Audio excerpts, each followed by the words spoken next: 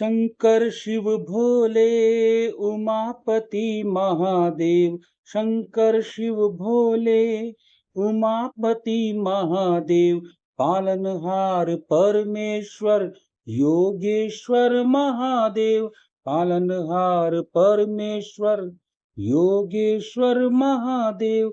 महादेव महादेव महादेव महादेव महादेव।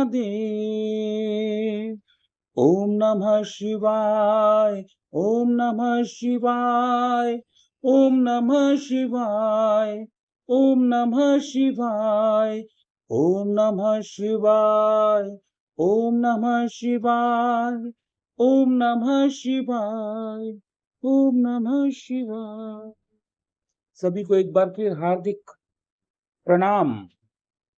और शिव महापुराण का रुद्र संहिता का तीसरा प्रकरण हमारा चल रहा है। 41वां अध्याय, हिमवान द्वारा शिव की बारात की अगवानी तथा सबका अभिनंदन एवं वंदन। मेनका नारद जी को बुलाकर उनसे बारातियों का परिचय पाना तथा शिव और उनके गणों को देखकर भय से मूर्छित हो जाना। ब्रह्मा जी कहते हैं, तदंतर भगवान शिव ने नारद जी को हिमाचल के घर भेजा। वे वहां की विलक्षण सजावट देखकर दंग रह गए। विश्वकर्मा ने जो विष्णु ब्रह्मा आदि समस्त देवताओं तथा नारद आदि ऋषियों की चेतन सी प्रतीत होने वाली मूर्तियां बनाई थी, उन्हें देखकर देवर्षि नारद चकित हो उठे। तत्पश्चात हिमाचल ने देवर्षि को बारात बुला लाने के लिए भेजा। साथ ही उस बारात की अगवानी के लिए मैनाक आदि पर्वत भी गए। तदंतर विष्णु आदि देवताओं तथा आनंदित हुए अपने गणों के साथ भगवान शिव हिमालय नगर के समीप सानंद आ पहुंचे। गिरिराज हिमवान ने जब यह सुना कि सर्वव्यापी शंकर मेरे नगर के निकट आ पहुंचे हैं, तब उन्हें बड़ी प्रसन्नता हुई। तदंतर उन्होंने बहुत सा सामान एकत्र करके पर्वत और ब्राह्मणों को महादेव के साथ वार्तालाप करने के लिए भेजा। स्वयं भी बड़ी भक्ति के साथ वे प्राण प्यारे महादेव महेश्वर का दर्शन करने के लिए गए। उस समय उनका हृदय अधिक प्रेम के कारण द्रवित हो रहा था और वे प्रसन्नता पूर्वक अपने सौभाग्य की सराहना करते थे। उस समय समस्त देवताओं की सेना को उपस्थित देख हिमवान को बड़ा विस्मय हुआ और वे अपने को धन्य मानते हुए उनके सामने मिलने गए। देवता और पर्वत एक दूसरे से मिलकर बहुत प्रसन्न हुए और अपने आप को कृत्य मानने लगे। महादेव जी को सामने देखकर हिमालय ने उन्हें प्रणाम किया। साथ ही समस्त पर्वतों और ब्राह्मणों ने भी सदाशिव की वंदना की। वे वृषभ पर आरूढ़ थे। उनके मुख पर प्रसन्नता छा रही थी। वे नाना प्रकार के आभूषणों से विभूषित थे और अपने दिव्य अंगों के लावण्य से संपूर्ण दिशाओं को प्रकाशित कर रहे थे। उनका श्री अंग अत्यंत महीन, नूतन और सुंदर रेशमी वस्त्रों से सुशोभित था। उनके मस्तक का मुकुट उत्तम रत्नों से जटित होने के कारण बड़ी शोभा पा रहा था। वे अपनी पावन प्रभा का प्रसार करते हुए हंस रहे थे। उनका प्रत्येक अंग भूषण बने हुए सर्पों से युक्त था तथा उनकी अंग कांति बड़ी अद्भुत दिखाई देती थी। दिव्य कांति से संपन्न उन महेश्वर की सुरेश्वर गण हाथ में चवड़ लिए सेवा कर रहे थे। उनके बाएं भाग में भगवान विष्णु थे और दाहिने भाग में मैं था। पीछे देवराज इंद्र थे और अन्य देवता आदि भी पीछे पीछे तथा अगल बगल में विद्यमान थे। नाना प्रकार के देवता आदि उन कल्याणकारी भगवान शंकर की स्तुति करते जाते थे। उन्होंने स्वेच्छा से ही दिव्य शरीर धारण कर रखा था। वास्तव में वे साक्षात परब्रह्म परमात्मा, सबके ईश्वर, उपासकों को मनोवांछित फल देने वाले, कल्याणमय, गुणों से युक्त, प्राकृत गुणों से रहित, भक्तों के अधीन रहने वाले, सब पर कृपा करने वाले, प्रकृति और पुरुष से भी विलक्षण तथा सच्चिदानंद स्वरूप हैं। उनके दर्शन के पश्चात हिमवान ने भगवान शिव के वाम भाग में अच्युत श्री हरि का दर्शन किया, जो नाना प्रकार के आभूषणों से विभूषित हो विनतानंदन गरुड़ की पीठ पर विराजमान थे। भगवान के दाहिने भाग में उन्होंने 4 मुखों से युक्त महाशोभाशाली तथा अपने परिवार से संयुक्त मुझ ब्रह्मा को देखा। भगवान शिव के सदा ही अत्यंत प्रिय इन दोनों देवेश्वर का दर्शन करके परिवार सहित गिरिराज ने आदर पूर्वक प्रणाम किया। इसी प्रकार भगवान शिव के पीछे तथा अगल बगल में खड़े हुए दीप्तिमान देवता आदि को भी देखकर गिरिराज ने उन सबको उनके सब सामने मस्तक झुकाकर प्रणाम किया। तत्पश्चात शिव की आज्ञा होकर हिमवान अपने नगर को गए। उनके साथ महादेव जी, भगवान विष्णु तथा स्वयं भू ब्रह्मा भी मुनियों और देवताओं सहित शीघ्र पूर्वक चलने लगे। मुने उस अवसर पर मैना के मन में भगवान शिव के दर्शन की इच्छा हुई, इसलिए उन्होंने तुमको बुलवाया।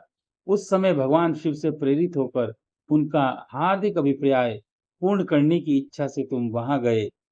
मीना तुम्हें प्रणाम करके बोली, मुने गिरिराज के होने वाले पति को पहले मैं देखूंगी। शिव का कैसा रूप है जिनके लिए मेरी बेटी ने ऐसी उत्कृष्ट तपस्या की है। तात उस समय भगवान शिव भी मीना के भीतर के अहंकार को जानकर श्री विष्णु और मुझ से अद्भुत लीला करते हुए बोले। शिव ने कहा, तात आप दोनों मेरी आज्ञा से देवता सहित अलग अलग होकर गिरिराज के द्वार पर चलिए, हम पीछे से आएंगे। यह सुनकर भगवान श्री हरि ने सब देवता को बुलाकर वैसा करने के लिए कहा। शिव के चिंतन में तत्पर रहने वाले समस्त देवताओं ने शीघ्र वैसी ही व्यवस्था करके उत्सुकता पूर्वक वहां से पृथक पृथक यात्रा की। मुने मैना अपने मकान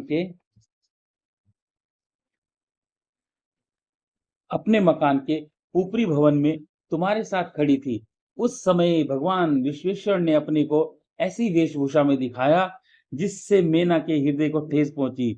सबसे पहले बारात के जुलूस में विविध वाहनों के साथ पताकाएं फहराते हुए वसु आदि गंधर्व आए। फिर मणिग्रीवादी यक्ष, तदंतर क्रम से यमराज, निरति, वरुण, वायु, कुबेर, ईशान, देवराज, निरति, इंद्र, चंद्रमा, सूर्य, भृगु आदि मुनीश्वर तथा ब्रह्मा आए। ये सब उत्तरोत्तर एक से एक विशेष सुंदर शोभामय गुण रूप से संपन्न थे। इनमें से प्रत्येक दल के स्वामी को देखकर मैना पूछती थी, कहती थी क्या ये शिव हैं? नारद जी कहते थे यह तो शिव के सेवक हैं। मैना यह सुनकर मन ही मन प्रसन्न होती थी और हर्ष से भरकर मन ही मन कहती थी ये उनके सेवक हैं। जब ये इतने सुंदर हैं तब तो शिव तो पता नहीं कितने सुंदर होंगे। इसी बीच वहां भगवान विष्णु पधारे। वे संपूर्ण शोभा से संपन्न श्रीमान नूतन जलधर के समान श्याम वर्ण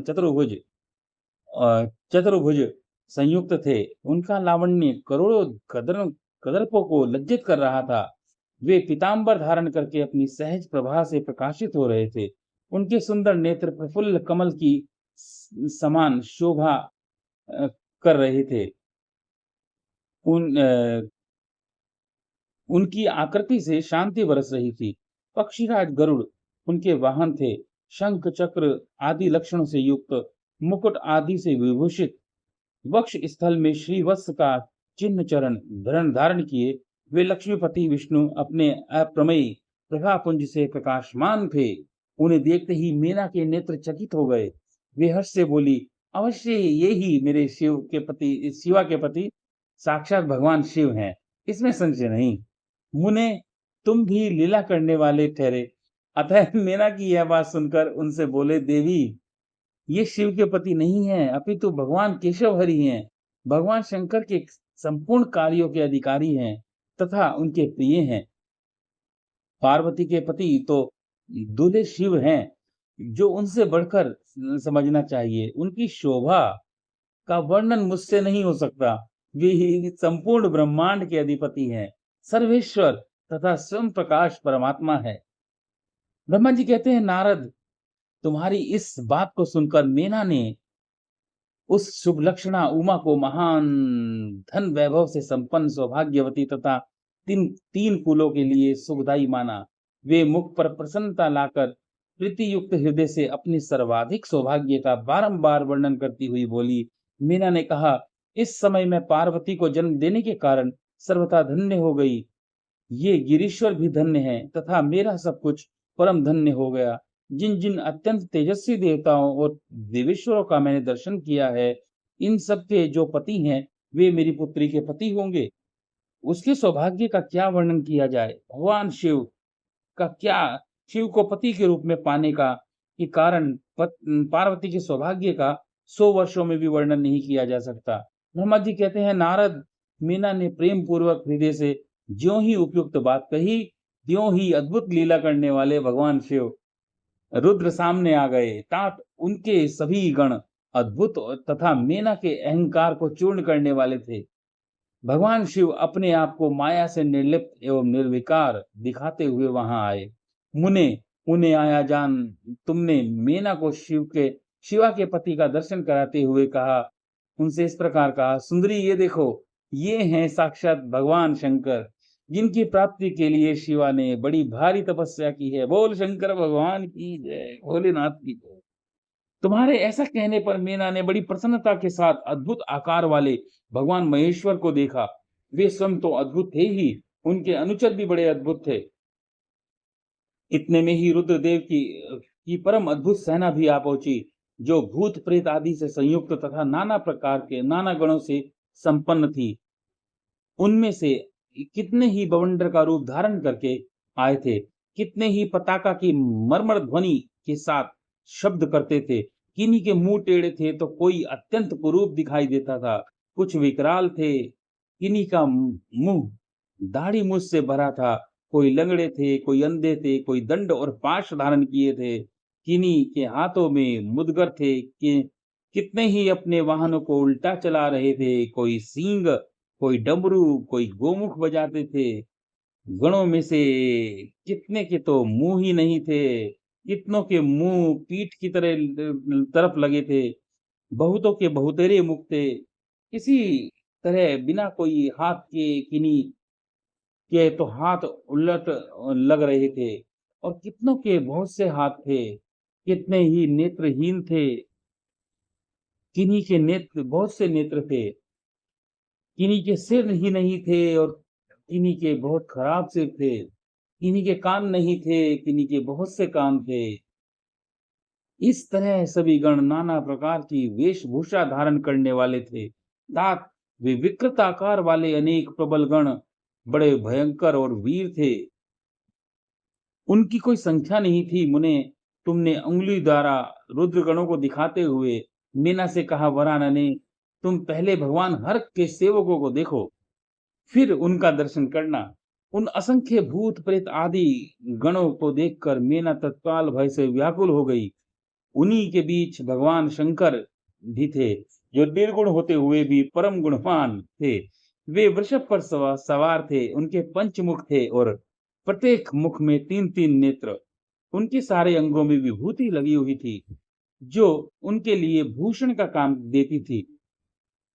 मस्तक पर जटाजूट और चंद्रमा का मुकुट, 10 हाथ और उनमें से एक कपाल लिए, शरीर पर बाघंबर का दुपट्टा और पिनाक, हाथ में पिनाक एवं त्रिशूल, आंखें भयानक, आकृति विकराल और हाथी का खाल का वस्त्र। यह सब देखकर शिव की माता बहुत चकित हो गई, व्याकुल होकर कांपने लगी और उनकी बुद्धि चकरा गई। उस अवस्था में तुमने अंगुली से दिखाते हुए उनसे कहा, ये ही हैं भगवान शिव।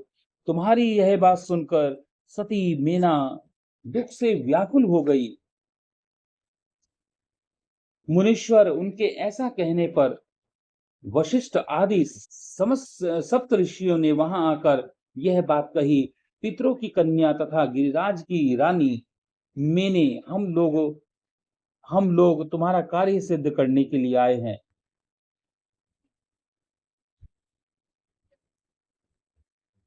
और जब अपने मकान, मीना अपने मकान के ऊपर ऊपर गई, मीना दुख से भर गई और हवा के झोंके के खाकर गिरी हुई लता के समान तुरंत भूमि पर गिर पड़ी, मूर्छित हो गई। यह कैसा विकृत दृश्य है, मैं दुराग्रह में पड़कर ठगी गई। यूं कहकर मीना उसी क्षण मूर्छित हो गई। तदंतर सखियों ने जब नाना प्रकार के उपाय करके उनकी समुचित सेवा की, तब गिरिराज मीना धीरे धीरे होश में आई। इति श्री रेवाखंडे रुद्र संहिता नाम संक्षिप्त महाशिव महापुराण ग्रंथ रुद्र संहिता नाम तृतीय प्रकरण पार्वती खंड। आज हमारा अध्याय 41 से 41, 42 और 43 पूर्ण हुआ। अब 44वें अध्याय में हम करेंगे मीना का विलाप, शिव के साथ कन्या का विवाह न करने का हठ, देवताओं तथा विष्णु का उन्हें समझाना तथा उनका सुंदर रूप धारण करने पर ही शिव को कन्या देने का विचार प्रकट करना। ओम नमः शिवाय, नमः शिवाय, नमः शिवाय।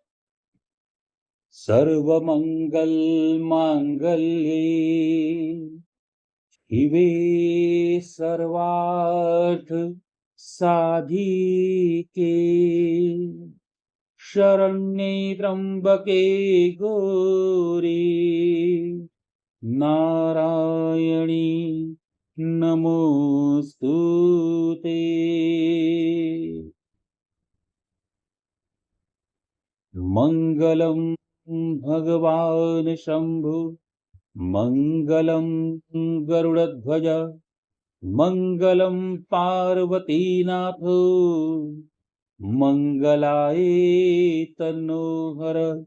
शुक्लांबरधरं देवं शशिवर्णं चतुर्भुजं प्रसन्नवदनं ध्यायेत् सर्वविघ्नोपशान्तये। ॐ नमः पार्वती पतये। हर हर हर महादेव।